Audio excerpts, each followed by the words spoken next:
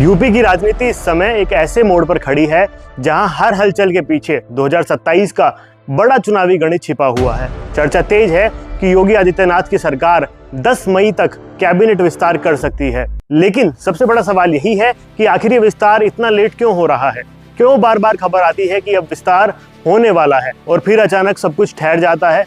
क्या अंदर खाने नामों को लेकर खींचतान है या फिर कोई ऐसी बड़ी रणनीति बन रही है जिसे आखिरी समय तक पूरी तरह सीक्रेट रखा जा रहा है? नमस्कार दोस्तों, मेरा नाम नवनीश है। दरअसल पिछले कई महीनों से एक ही पैटर्न देखने को मिल रहा है। कभी कहा जाता है कि यूपी में मंत्रिमंडल विस्तार होगा, सूची तैयार हो चुकी है। कभी कहा जाता है कि दिल्ली से मंजूरी मिलना बाकी है और कभी ये संकेत मिलता है कि बस कुछ नामों पर सहमति बनते ही विस्तार हो जाएगा।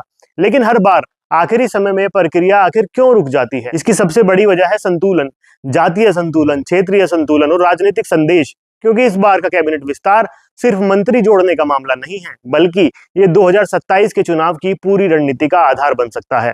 सूत्रों के मुताबिक दिल्ली और लखनऊ के बीच लगातार बैठकों का दौर जारी है, जहां भारतीय जनता पार्टी के शीर्ष नेता हर पहलू पर बारीकी से चर्चा कर रहे हैं। पार्टी ये सुनिश्चित करना चाहती है कि कोई भी फैसला ऐसा ना हो जिससे किसी बड़े वर्ग में नाराजगी पैदा हो जाए। यही वजह है कि एक एक नाम पर गहराई से विचार किया जा रहा है। अगर इस पूरे विस्तार को समझना है तो सोशल इंजीनियरिंग को समझना बेहद जरूरी है। इस बार फोकस सिर्फ ब्राह्मण या पारंपरिक वोट बैंक तक सीमित नहीं है, बल्कि दलित, महिला, जाट और गुर्जर जैसे प्रभावशाली समुदायों पर भी खास ध्यान दिया जा रहा है।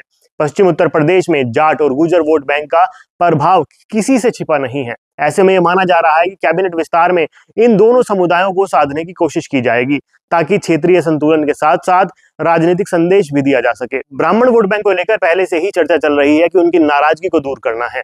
इसीलिए संभावना है कि कुछ नए ब्राह्मण चेहरों को मौका दिया जाए या मौजूदा प्रभावशाली नेताओं की भूमिका को और मजबूत किया जाए। वहीं दलित समुदाय के लिए भी नई रणनीति बनाई जा रही है, क्योंकि ये वर्ग अभी पूरी तरह से बीजेपी के साथ नहीं जुड़ा है। ऐसे में दलित नेताओं को कैबिनेट में शामिल करके एक बड़ा संदेश देने की तैयारी हो सकती है कि महिला वोट बैंक को भी इस बार नजरअंदाज नहीं किया जा सकता। पिछले कुछ वर्षों में सरकार की कई योजनाएं सीधे तौर पर महिलाओं को लाभ पहुंचाने के लिए बनाई गई हैं और अब उसी आधार को राजनीतिक प्रतिनिधित्व में बदलने की तैयारी है। यानी यह विस्तार केवल सत्ता संतुलन नहीं, बल्कि एक व्यापक सामाजिक गठजोड़ बनाने की कोशिश है। अब बात करते हैं उस मुद्दे की जिसने इस पूरे विस्तार को और ज्यादा दिलचस्प बना दिया है, समाजवादी पार्टी के बागी नेता।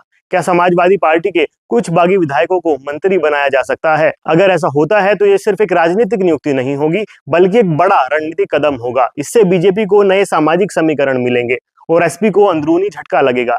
ये कदम साफ तौर पर 2027 को ध्यान में रखकर उठाए जा सकते हैं, लेकिन जहां नए चेहरों को मौका मिलेगा, वहीं कुछ पुराने चेहरों की छुट्टी भी लगभग तय मानी जा रही है।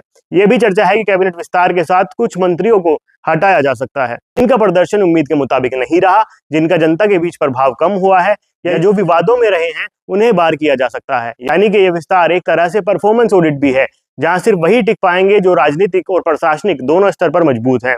अब सवाल फिर वही आता है, आखिर इतना विलंब क्यों हो रहा है? इसका जवाब राजनीति के सबसे जटिल हिस्से में छिपा है।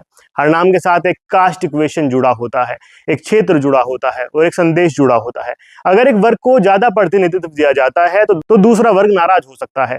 यही वजह है कि हर बार जब सूची तैयार होती है तो आखिरी समय में उसमें बदलाव हो जाता है। इसके अलावा गठबंधन की राजनीति भी इस प्रक्रिया को जटिल बना देती है। सहयोगी दलों को भी संतुष्ट करना होता है और उनके नेताओं को भी जगह देने की मांग होती है। ऐसे में सीटों और पदों का संतुलन बनाना और भी मुश्किल हो जाता है। यही कारण है कि बार बार खबरें आने के बावजूद अंतिम फैसला हमेशा टल रहा है। अब इस पूरे घटनाक्रम का एक और महत्वपूर्ण पहलू है जिस पर ज्यादा चर्चा नहीं हो रही, लेकिन अंदर खाने इसकी अहमियत बहुत ज्यादा है। कैबिनेट विस्तार के बाद प्रदेश संगठन में भी बदलाव किया जा सकता है। यानी सिर्फ सरकार ही नहीं, बल्कि भारतीय जनता पार्टी का प्रदेश संगठन भी नई टीम के साथ सामने आ सकता है। नई कार्यकारिणी बनाई जा सकती है, प्रदेश स्तर पर नए पदाधिकारियों की नियुक्ति हो सकती है और संगठन को चुनावी मोड में पूरी तरह से तैयार किया जा सकता है। यही वजह है कि सिर्फ मंत्री पद के दावेदार ही नहीं, बल्कि संगठन में जगह पाने वाले नेता भी बेसब्री से अपने नाम का इंतजार कर रहे हैं। हर नेता को उम्मीद है कि इस बार उसे या तो सरकार में जगह मिलेगी या संगठन में बड़ी जिम्मेदारी दी जाएगी।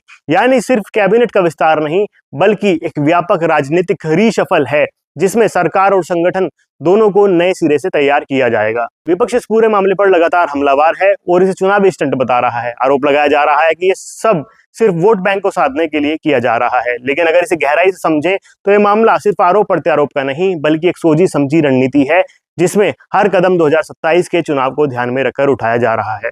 अब अगर इस पूरी रणनीति का अंतिम लक्ष्य समझें तो साफ है कि बीजेपी एक ऐसा सोशल कोalition बनाना चाहती है जिसमें ब्राह्मण, ओबीसी, दलित, जाट, गुर्जर और महिला वोट एक साथ जुड़ जाए। अगर ये समीकरण बन गया तो 2027 में पार्टी की स्थिति बेहद मजबूत हो सकती है। लेकिन अगर किसी एक वर्ग में भी असंतोष बढ़ा तो यही रणनीति उल्टी भी पड़ सकती है और विपक्ष को मौका मिल सकता है। आने वाले कुछ दिन इसलिए बेहद अहम है। अगर 10 मई तक कैबिनेट विस्तार होता है तो ये सिर्फ एक प्रशासनिक कदम नहीं होगा, बल्कि एक बड़ा राजनीतिक संदेश होगा कि पार्टी अब हर तरीके के चुनावी मोड में आ चुकी है। इसके बाद संगठन में बदलाव, नई कार्यकारिणी और नई रणनीति के साथ पूरी टीम मैदान में उतरेगी। दोस्तों, इस बारे में आपकी क्या राय है कमेंट सेक्शन में बताइए। वीडियो पसंद आई हो तो वीडियो को लाइक करना, चैनल को सब्सक्राइब करना भी ना भूलें।